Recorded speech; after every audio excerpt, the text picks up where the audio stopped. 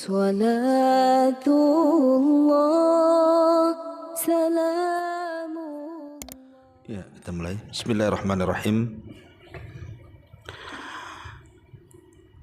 Alhamdulillah wassalatu wassalamu ala Rasulillah wa ala alihi wa sahbihi wa mawalah wa la hawla wa la quwata illa billahi wa ba'du. Taib, kita lanjutkan kajian kita, masih membahas kitab Arba'in Nawawi, dan kita masuk pada hadis yang kedua, hadis dari Umar ibn al-Khattab radhiyallahu anhu.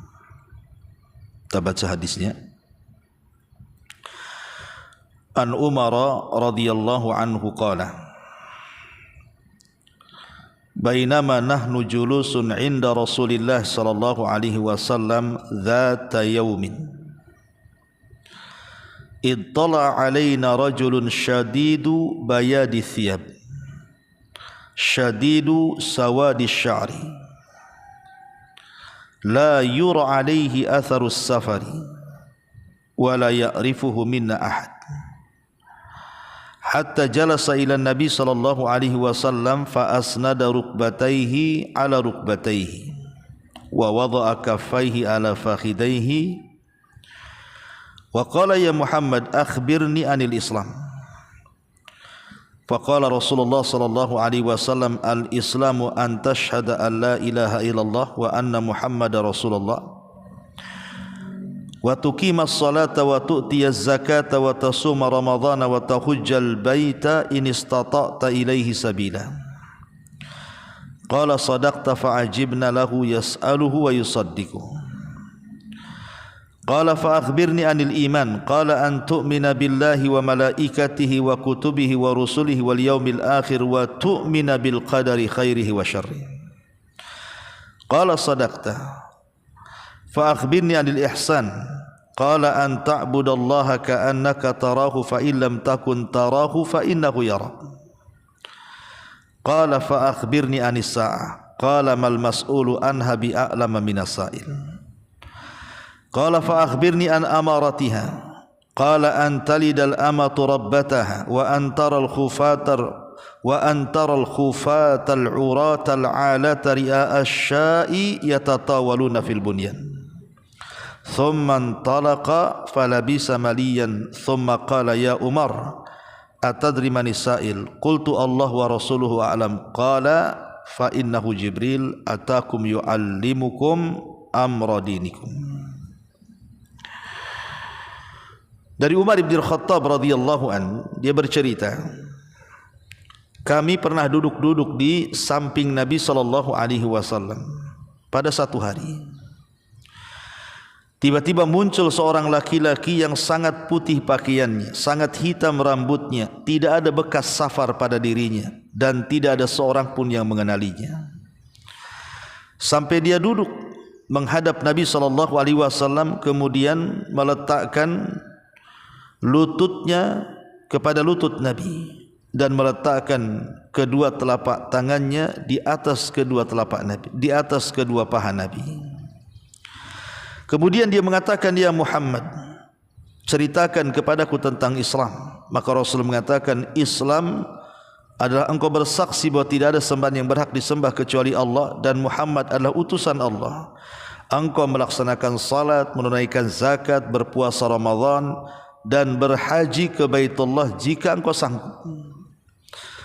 Maka yang bertanya mengatakan, sungguh benar jawabanmu.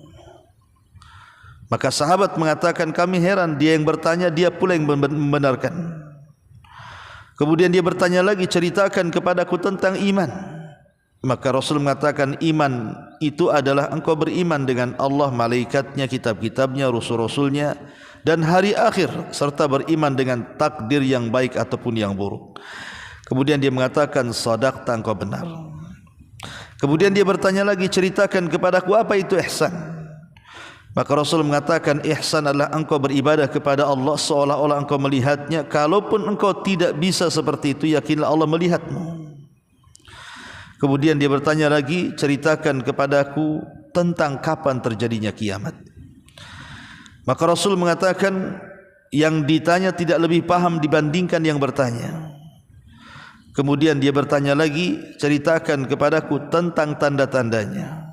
Maka Rasul mengatakan, tanda-tanda kiamat adalah ketika seorang budak melahirkan tuannya, dan kau lihat orang yang tidak menggunakan sandal, telanjang, miskin, tiba-tiba kemudian mereka berlomba-lomba membangun bangunan tinggi.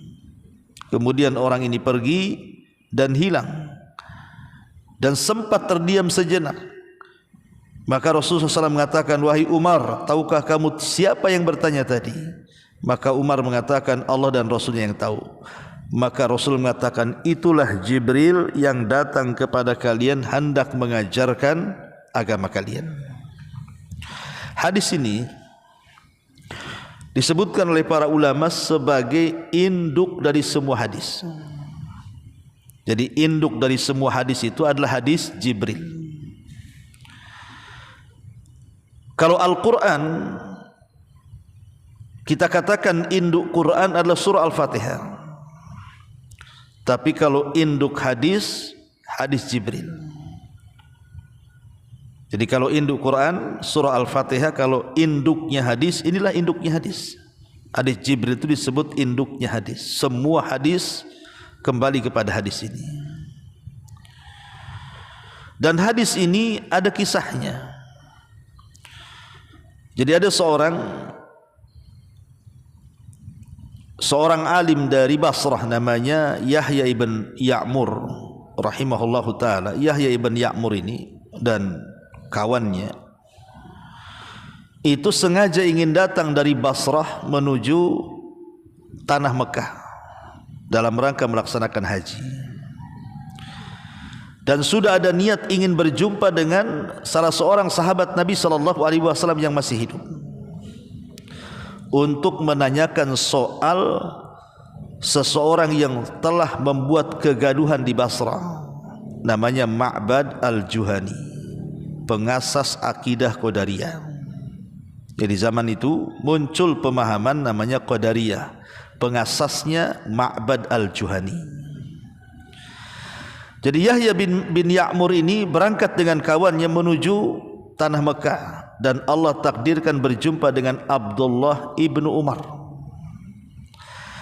Kemudian oleh Yahya bin Ya'mur ini diceritakan, wahai Abdullah ibn Umar, di tempat kami Basrah di sana ada orang namanya Ma'bad al-Juhani mengatakan tentang masalah takdir, bahwa takdir itu, kata dia, maksudnya Ma'bad al-Juhani, pengasas kitab akidah Qadariyah itu, annal amra unufun, bahwa segala sesuatu itu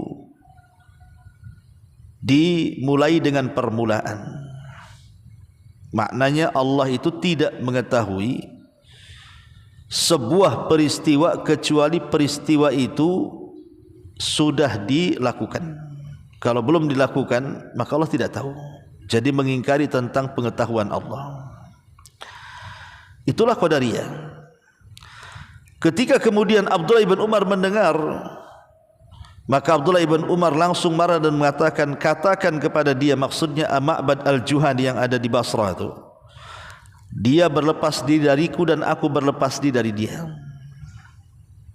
Kemudian dia mengatakan, demi Allah, sekalipun ada orang yang punya gunung emas kemudian diinfakkan di jalan Allah, maka infaknya tidak akan diterima sampai dia beriman dengan takdir. Kemudian kata Abdullah ibn Umar, telah menceritakan kepadaku bapakku, maksudnya Umar ibn al-Khattab, kemudian menceritakan hadis ini sampai kepada antu'mina bil qadari khairihi wa syarri, engkau beriman dengan takdir baik ataupun takdir buruk. Ma'asyiral muslimin wa fillahi, muliakan Allah Subhanahu wa taala. Di sini Nabi Umar bin Khattab radhiyallahu anhu bercerita bahwa dia didatangi oleh malaikat Jibril. Didatangi oleh malaikat Jibril, di mana malaikat Jibril datang kepada Nabi SAW untuk menyampaikan wahyu. Ikhwan, wahyu yang turun kepada Nabi SAW ini ada beberapa cara. Ini kan salah satunya caranya, Jibril datang kepada Rasul dalam bentuk manusia, kemudian menyampaikan wahyu.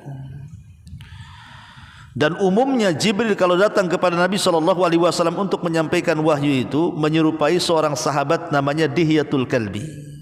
Ada seorang sahabat namanya Dihya Al-Kalbi, itu sahabat paling tampan dari kalangan muhajirin. Itu kalau Jibril mau datang dengan Rasul, pasti dia akan menyerupai Dihya, kemudian menyampaikan wahyu. Dihya Al-Kalbi. Lah para ulama mengatakan bahwa macam-macam cara Allah menyampaikan wahyu kepada Nabi SAW. Yang pertama, terkadang dalam bentuk mimpi yang baik, karena mimpi bagi seorang Nabi itu wahyu. Makanya Ibrahim bermimpi anaknya disembelih dalam mimpinya. Kemudian setelah terjaga, dia menjumpai Ismail dan mengatakan, Inni ara fil manami anni adbahuka fangzur madza tara. Wahai anakku, semalam ayahmu bermimpi menyembelih dirimu, macam mana pendapatmu? Tapi Ismail kemudian dengan tegas mengatakan, Ya abatif al-ma tu'mar satajiduni insyaallahu minas sabirin. Lakukan saja ya wahai bapakku, lakukan saja kalau ini perintah Allah, dan engkau akan mendapati aku termasuk hamba Allah yang sabar. Jadi yang pertama, terkadang wahyu itu sampai kepada Rasul dengan cara apa? Dengan cara mimpi. Karena mimpi bagi Nabi itu adalah wahyu. Yang kedua, terkadang wahyu itu langsung ditiupkan oleh Jibril ke dada Nabi.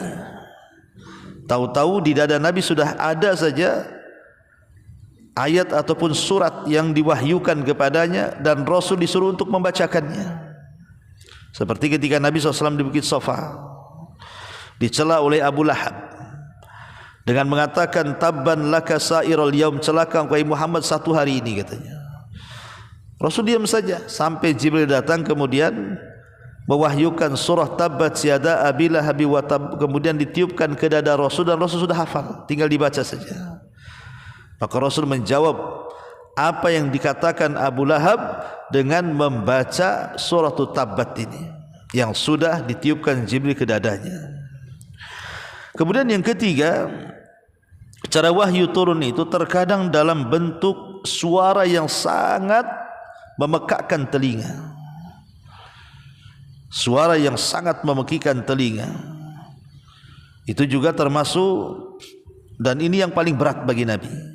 Nabi itu kalau sudah mendengar suara gemerincing sampai pekak telinganya, itu paling berat dia menerima wahyu ketika dalam kondisi seperti ini. Jadi dalam bentuk suara dulu, suara lonceng yang bergemuruh.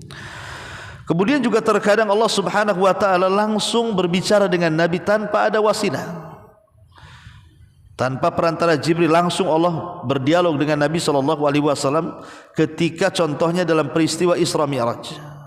Rasul sampai ke Sidratil Muntaha, kemudian dialog dengan Allah tanpa perantara Jibril. Kemudian juga terkadang wahyu turun itu Allah Subhanahu wa taala mengutus Jibril alaihi salatu wasallam sebagaimana hadis ini, ataupun Allah berbicara pada tidur Nabi. Jadi waktu saat tidur Rasul itu tiba-tiba ada bisikan di telinga Nabi.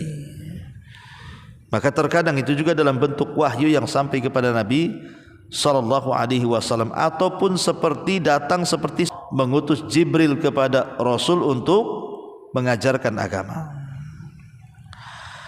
Taib ma'asyiral muslimin yang dimuliakan Allah azza wa jalla, ikhwatu fiddin yang dimuliakan Allah azza wa jalla. Lah ketika Jibril datang kepada Nabi sallallahu alaihi wasallam, Jibril itu tampil dengan sangat bersih, dengan pakaian yang putih, rambutnya pula hitam, menunjukkan Jibril datang kepada Rasul tidak menggunakan imamah. Kalau seandainya kemudian Jibril menggunakan imamah, tidak mungkin Umar mensifati rambutnya sangat hitam, menunjukkan bahwa Jibril datang kepada Rasul tanpa imamah, tanpa menutup kepala. Apa alasannya? Karena Jibril kan di mata para sahabat dia orang baru.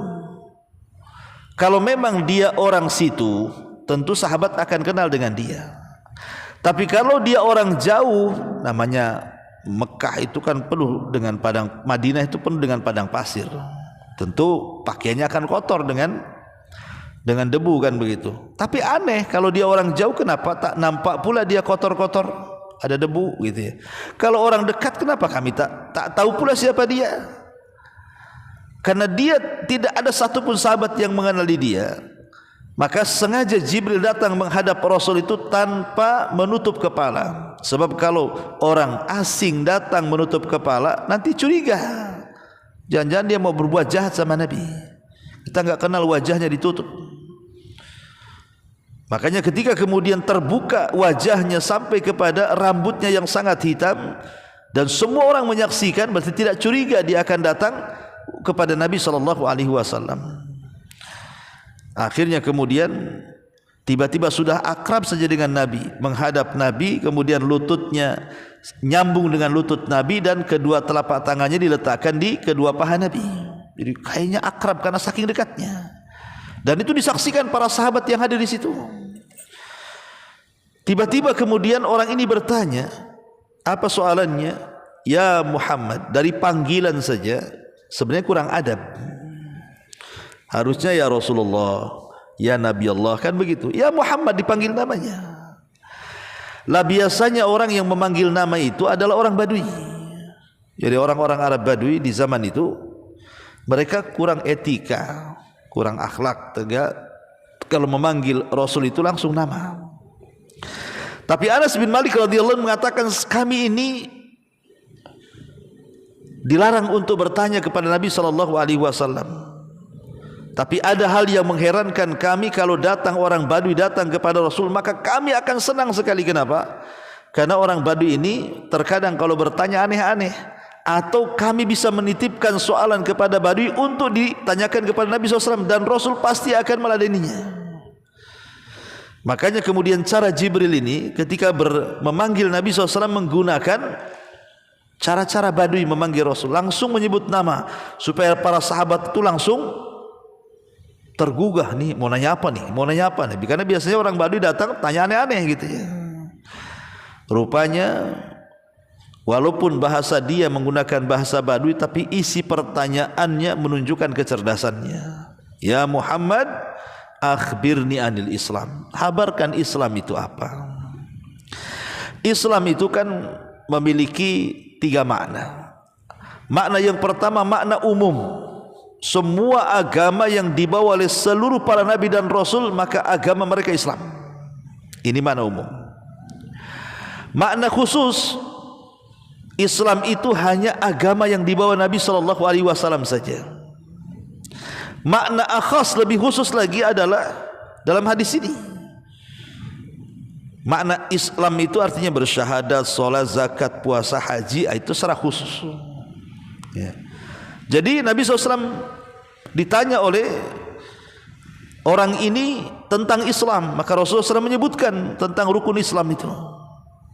Dan tentang rukun Islam itu nanti akan dijelaskan pada hadis setelahnya. Kita lewat saja.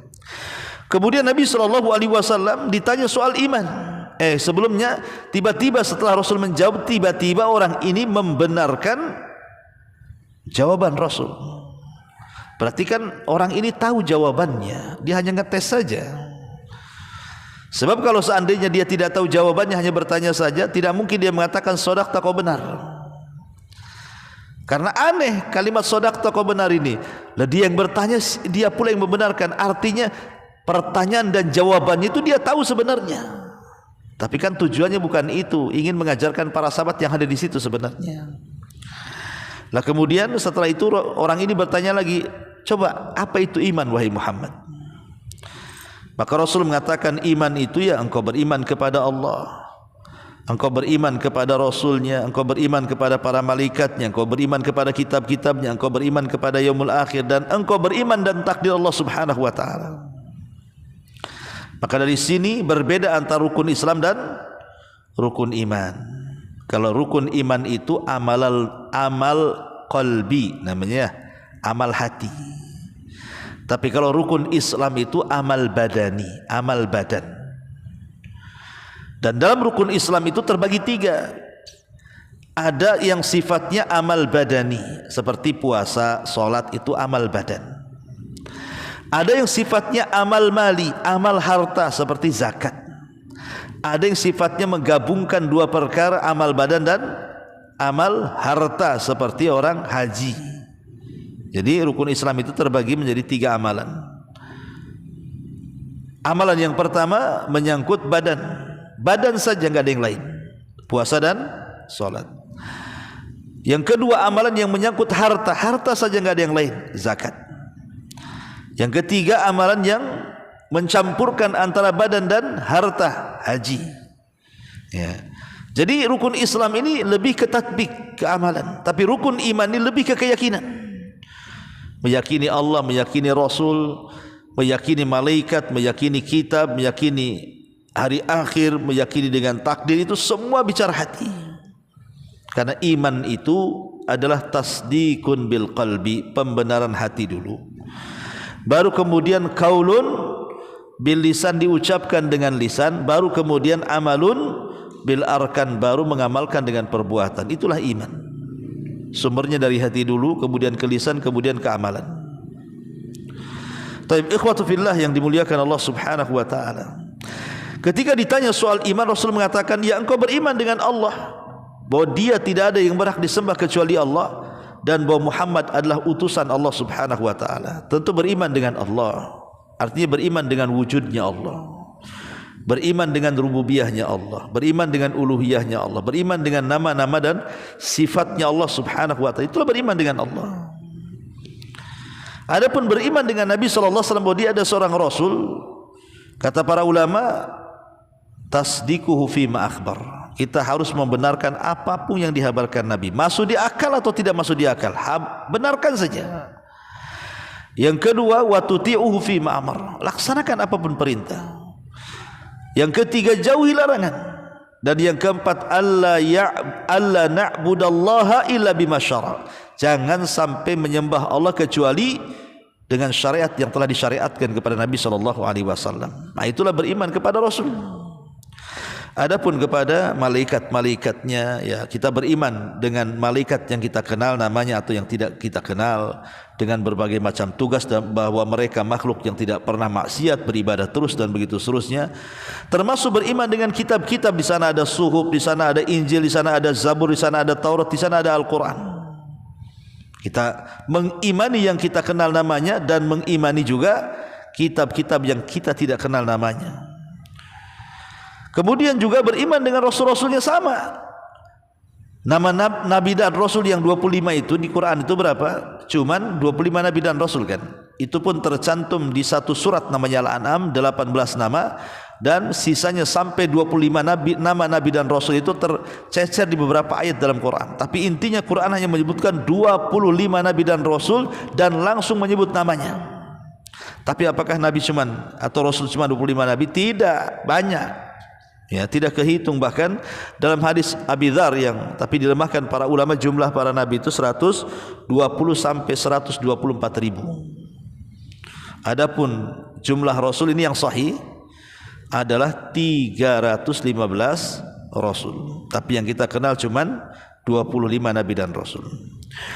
Kemudian juga ditanya soal iman, kemudian setelah beriman kepada Allah, beriman kepada malaikatnya, beriman kepada kitab-kitabnya, beriman kepada Rasul, beriman dengan hari akhir. Beriman dengan hari akhir itu ada rukunnya.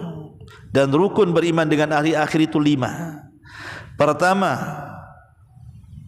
meyakini adanya kematian. Yang kedua, meyakini adanya peristiwa di dalam kuburan. Yang ketiga, meyakini peristiwa-peristiwa setelah kebangkitan. Yang keempat, beriman dengan adanya hisab dan tuntutan. Dan yang terakhir, bicara soal jaza balasan. Bisa masuk surga, bisa masuk neraka. Itulah rukun iman tentang hari akhir. Kemudian juga wa antu'mina bil qadari khairi wa syarri. Beriman dengan takdir baik yang baik ataupun yang buruk. Karena tidak semua takdir Allah itu baik, ada juga yang takdir Allah itu buruk. Maka tetap beriman dengan qada dan qadar Allah Subhanahu wa taala. Kemudian setelah itu orang ini bertanya soal ihsan, apa itu ihsan? Maka Rasul mengatakan ihsan itu ya engkau beribadah kepada Allah seolah-olah engkau melihatnya, atau kalau engkau tidak bisa seperti itu yakinlah Allah melihat. Inilah yang disebut dengan tingkatan-tingkatan Islam. Dimulai daripada Islam, iman, Islam dulu ya, kemudian iman, kemudian ihsan. Inilah disebut tingkatan dari tingkatan-tingkatan Islam. Kemudian setelah kemudian bertanya lagi orang ini, engkau benar wahai Muhammad, kalau begitu habarkan tentang kapan terjadinya kiamat. Nabi SAW langsung menjawab dan mengatakan mal mas'ulu anha bi'a'lam minas sa'il. Orang yang ditanya maksudnya dirinya tidak lebih tahu dibandingkan orang yang bertanya maksudnya tamunya. Maknanya di sini baik Rasul ataupun Jibril tidak tahu soal kapan kiamat. Karena kiamat itu rahasia Allah Subhanahu wa taala. Nah, ketika Rasul tidak menjawab, langsung diberikan pertanyaan yang lainnya tentang tanda-tandanya. Maka baru Nabi menyebutkan soal tanda-tandanya kan. Salah satunya Rasul mengatakan antalidal amatu rabbataha, di mana anak melahirkan tuannya. Ada yang mengatakan karena saking banyaknya peperangan, akhirnya banyak yang ditawan. Ada juga yang mengatakan antalidal amatu rabbataha, itu maksudnya durhakanya anak kepada orang tua, dan itu tanda-tanda kiamat. Apabila anak sudah durhaka dengan orang tua, maka itu tanda-tanda kiamat. Termasuk juga antalidal amatu rabbataha wa antaral khufatal uratal alata ri'a asyah yatatawaluna fil bunyan. Atau nampak ada orang susah, orang miskin hidup di pedesaan, hidup di padang pasir, tiba-tiba kemudian selang beberapa tahun setelahnya membangun rumah besar-besar untuk tempat tinggalnya. Ya, namanya tanda-tanda kiamat kan tidak mesti harus negatif, ada juga yang positif. Seperti membangun rumah besar-besar itu positif, ya, karena akan mengambil banyak orang untuk bekerja. Dan orang yang bekerja kepada kita akan diuntungkan dengan gaji kita. Artinya kita membuka lapangan pekerjaan kan. Tidak mesti buruk gitu ya. Tapi itulah tanda-tanda kiamat. Kemudian setelah itu summan talaqa, kemudian Jibril pergi. Pergi dia, fala bisa maliyan. Maka kami pun, kata Umar, sempat terdiam sesaat. Tiba-tiba Nabi memanggil para sahabat untuk mengarah kepada dirinya. Tahukah kalian siapa yang baru saja datang kemudian pergi itu? Sahabat mengatakan Allah dan Rasul yang tahu. Kata Rasul, itulah Jibril. Itulah Jibril. Datang kepada kalian mengajarkan agama kalian. Menunjukkan bahwa malaikat itu bisa tasyakul ya. Bisa berubah bentuk dalam bentuk manusia. Sama, setan juga sama ya. Kemudian setelah itu Nabi SAW mengatakan fa innahu Jibril atakum yu'allimukum amra dinikum. Itulah Jibril yang datang kepada kalian mengajarkan agama kalian. Inilah diantara keterangan singkat tentang hadis Jibril. Oke, kita ambil faedah sedikit sebelum kita tutup. Pertama, di sini hadis ini menjelaskan tentang bagaimana akhlak baiknya Nabi SAW ketika menghadapi para sahabat. Sampai Rasulullah SAW dengan orang baru pun super. Bayangkan ketika Jibril dalam bentuk manusia, dia meletakkan kakinya dengan kaki Nabi, lututnya dengan lutut Nabi, dan pahanya diletakkan di kedua paha Nabi.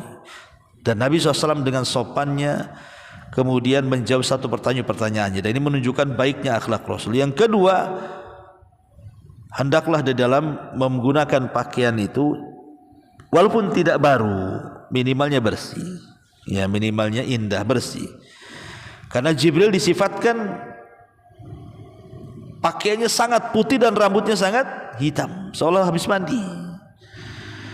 Kemudian yang ketiga, malaikat bisa tasyakul, bisa berubah bentuk. Kemudian yang keempat, arifku bisail, lembut dengan orang yang bertanya. Dan ini satu faedah, kalau kita ditanya ikhwan, kemudian tidak bisa menjawab, jangan malu untuk mengatakan Allahu a'lam. Jangan malu. Sebab kalau seandainya kita ditanya, kemudian kita tidak tahu jawabannya, kemudian kita mengatakan Allahu a'lam, pasti akan ada orang yang memahamkan kejahilan kita sehingga kita jadi tahu. Tapi kalau dia tidak tahu, tiba-tiba dia mencari-cari jawaban, maka pasti dia akan dikejar pertanyaan yang lain dan dia pasti akan menjawab dengan kejahilan lagi, akhirnya nampaklah kebodohan dia. Jadi satu hari ada 40 orang. Ada satu orang datang kepada Imam Malik dengan membawa 40 soalan dari negerinya. Oleh Imam Malik tidak dijawab sebanyak 37 soalan, yang dijawab hanya 3 soalan saja. Kata orang ini, ya Imam, aku jauh-jauh dari negeri mana gitu ya. Pokoknya dari negeri yang jauh lah, dari negeri Konaha pokoknya.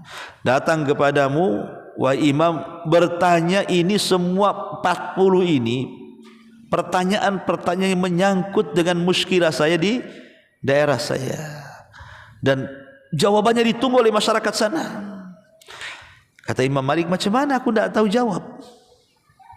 Engkau kan imam, aku tidak bisa jawab. Katakan saja kepada penduduk negerimu itu bahwa Imam Malik ditanya, kemudian dia tidak bisa jawab dan dia katakan Allahu a'lam. Selesai. Makanya kenapa ada istilah Allahu a'lam itu nisful ilmi.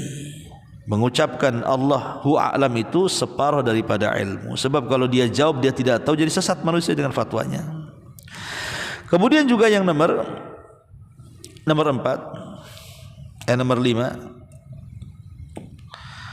adab kepada seorang guru, muallim. Diajarkan di sini bagaimana adab dari seorang guru.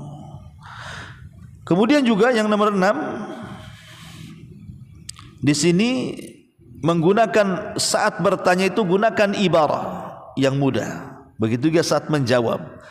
Seperti Jibril ini menggunakan ibarahnya orang Badui supaya mudah dipahami gitu ya. Gak usah pakai bahasa-bahasa intelek, kadang-kadang gak paham juga kita ngomongnya. Kemudian yang nomor 7 tentang tingkatan-tingkatan dalam Islam. Yang pertama tentang Islam, yang kedua kemudian iman, yang ketiga kemudian ihsan. Kemudian juga yang nomor 8 diajarkan dalam hadis ini tentang pondasi-pondasi beriman.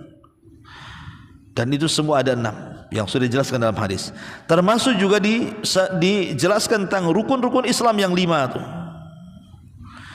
Dan di sini menunjukkan juga ketika Rasul bicara soal ihsan, maka ini bayanu ulu darajatil ihsan. Inilah keutamaan tingginya derajat orang yang ihsan itu, karena itu puncak daripada Islam.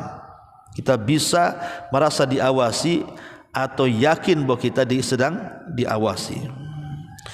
Dan yang terakhir tentunya bahwa pengetahuan hari kiamat tidak ada yang tahu kecuali Allah subhanahu wa ta'ala. Jangan coba-coba cocok logi. Hari kiamat itu ilmunya di tangan Allah.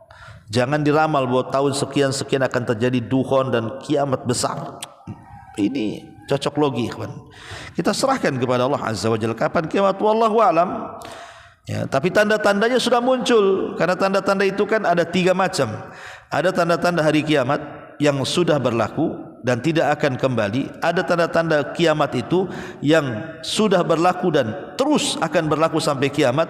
Ada tanda-tanda itu yang belum berlaku, dan itu akan berlakunya mendekati hari kiamat atau datangnya tanda-tanda besar dari tanda-tanda kiamat.